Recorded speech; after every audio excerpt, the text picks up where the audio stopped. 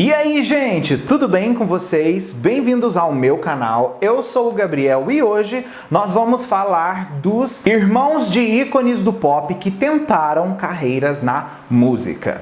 Esse vídeo aqui, gente, vai ser pra gente literalmente debater aquelas pessoas que meio que tentaram ser produzidos por gravadoras, alguns deram certo, outros não deram certo, mas que embarcaram na carreira aí da música em algum momento, seguindo os passos dos mais famosos das suas famílias, tá? Fica comigo, vai ser um vídeo bem interessante, a gente vai discutir de umas pessoas aqui que talvez vocês nem lembrem ou talvez vocês vão lembrar, porque alguns realmente fizeram sucesso aqui no Brasil, tá? Enfim, vamos falar disso daí. Mas antes da gente começar, já quero aproveitar e convidar você que não é inscrito aqui no canal, por favor, se inscreve, vem fazer parte da nossa comunidade, que aqui eu falo de música pop e de outros assuntos relacionados e vai ser incrível ter você aqui com a gente.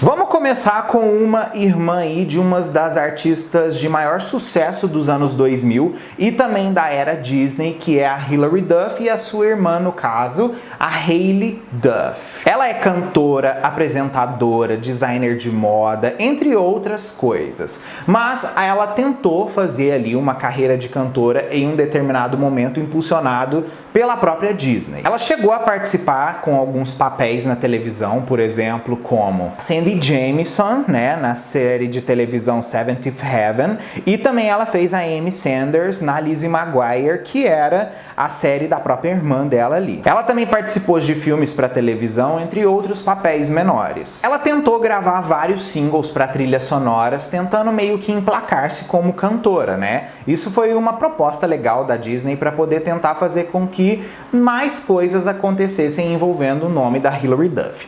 E a Hailey acabou participando de várias trilhas sonoras, inclusive trilha sonora aí que a gente pode dizer que talvez seja a mais famosinha dela, literalmente, a do Cinderella Story, que foi o filme da Hilary Duff, em que elas cantavam a música tema Our Lips Are Sealed. Aparece basicamente na maior parte dos discos da Disney Mania. A gente encontra ela em The Search of Santa, Lizzie McGuire Movie, Cinderella Story, como eu citei aí, e até Material Girls. Uma outra coisa também que ela participou muito foi da composição musical das músicas dos dois primeiros álbuns principais da Hilary, que foi o Metamorphosis e também o disco Hilary Duff. Porém, ela meio que não foi pra frente e acabou que ela ficou lembrada só por ser irmã da Hilary Duff. Em seguida aí, o Aaron Carter, irmão do Nick Carter, dos Backstreet Boys.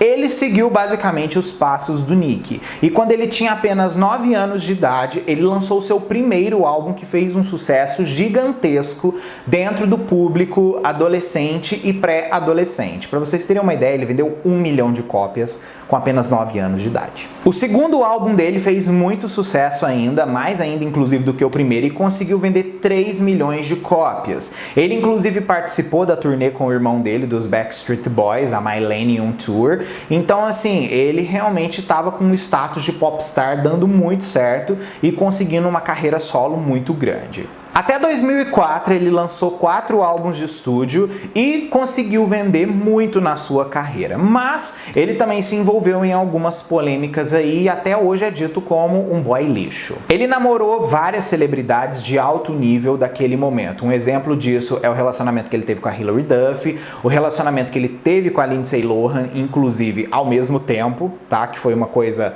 muito pesada, e também chegou a namorar a Carrie Ann Pennish. Infelizmente a carreira dele foi por água abaixo e ele atualmente vive uma fase de falência bem assim difícil na vida dele. Ele passou por alguns problemas com drogas e hoje basicamente ele é esquecido por todo mundo. Ele tentou fazer um retorno à música há uns 2 anos atrás, mas infelizmente não deu certo. Em seguida aí vamos falar de uma que está inclusive aí concorrendo a Best New Artist, que é a Noah Cyrus, a irmã da Miley Cyrus e outra filha do Billy Ray Cyrus. A Noah explode a primeira vez na música com o lançamento de Make Me Cry, o primeiro single da carreira dela, lá em 2016.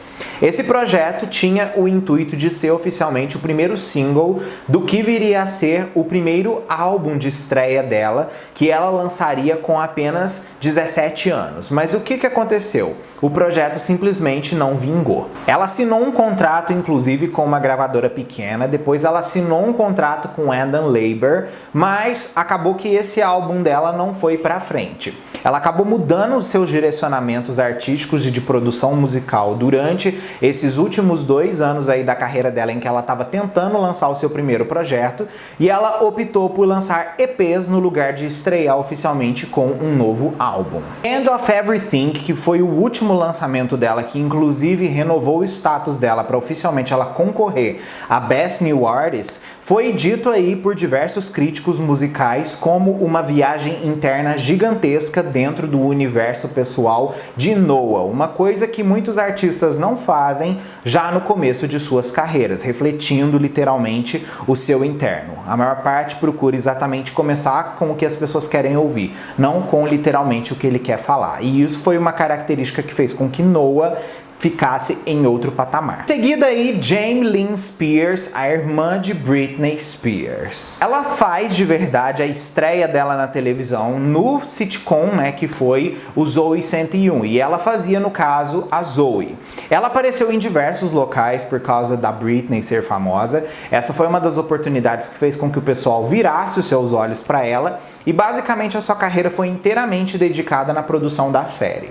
Quando ela resolveu lançar o seu primeiro projeto musical, ela resolveu lançar um EP intitulado The Journey, que tinha o intuito de trazer ela para o mainstream do country. Ela lançou essa música de trabalho, lançou o EP, mas ela ficou bem reconhecida mesmo foi pelos fãs da Britney e ainda assim por ser irmã da Britney, não exatamente por ela ter uma música que destacasse ela. No ano de 2007, em um momento que a Britney estava vivendo grandes problemas na carreira dela e na vida pessoal dela, a vida da Jamie Lynn também estava passando por um momento de exposição bem difícil, principalmente porque aos 16 anos ela anunciou que estava grávida do seu primeiro filho. E isso foi uma coisa que meio que causou uma comoção muito grande da mídia com esse negócio de gravidez na adolescência. Isso daí aconteceu, ela colocou a carreira dela totalmente em hiato para poder se dedicar oficialmente ao cuidado da sua filha. E depois disso que ela lançou o seu EP tentando a carreira musical. Em seguida aí o Tracy Cyrus, outro irmão da Miley,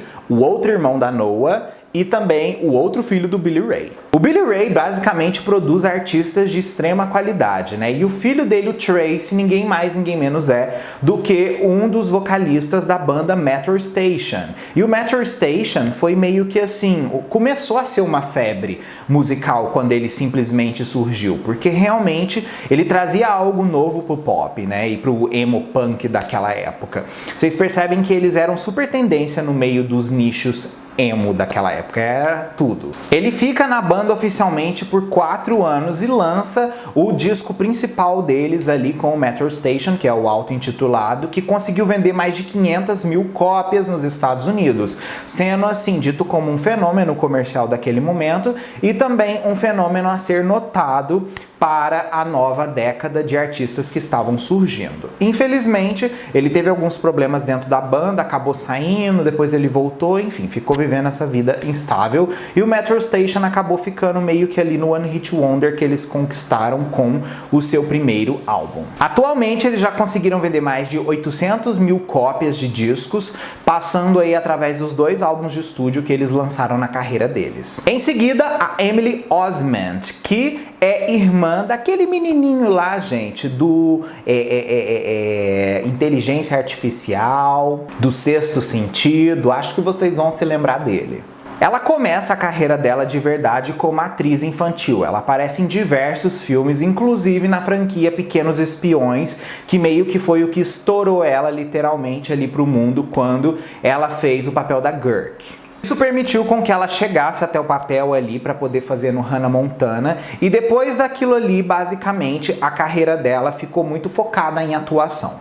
Porém, com o sucesso das evoluções musicais dos artistas de séries da Disney, ela assinou com uma gravadora e lançou o seu primeiro e único álbum de estúdio, o Fight or Flight, que inclusive é muito bom, e emplacou 2 hits aí. Ela veio inclusive aqui no Brasil promover, que foi Let's Be Friends e também Love Sick. A última aí, talvez uma das que assim a gente mais reconheça e sente falta na indústria atualmente, que é a Ashlee Simpson, a irmã da Jessica Simpson.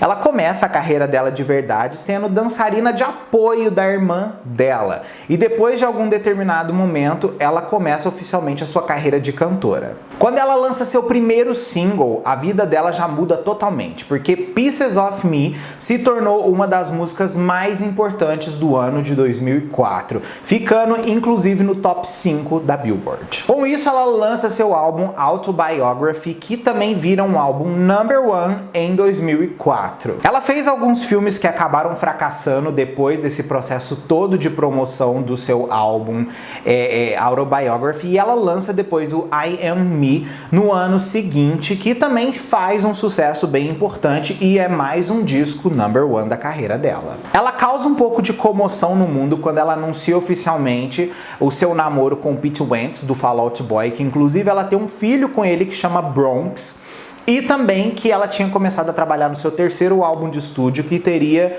um outro mundo a ser explorado ali. Tanto que a gente percebe que no Bittersweet World ela foi muito mais para um pop, para uma coisa mais influenciada por música dance, mainstream, diferente do que ela fez nos 2 primeiros álbuns dela, que tinham um poder de pop rock com confissão bem grande. Depois que ela casa com Pete Wentz, tem o filho deles, ela se separa dele oficialmente em 2011, anuncia a produção do quarto álbum de estúdio dela, que ia ser feito inclusive pela Linda Perry, tá? Olha a responsa. Ela lança Bat for a Heart, que era o primeiro single, mas acaba descartando o álbum, cancelando a carreira de cantora dela e focando ali na sua participação na empresa multibilionária com a irmã Jessica Simpson.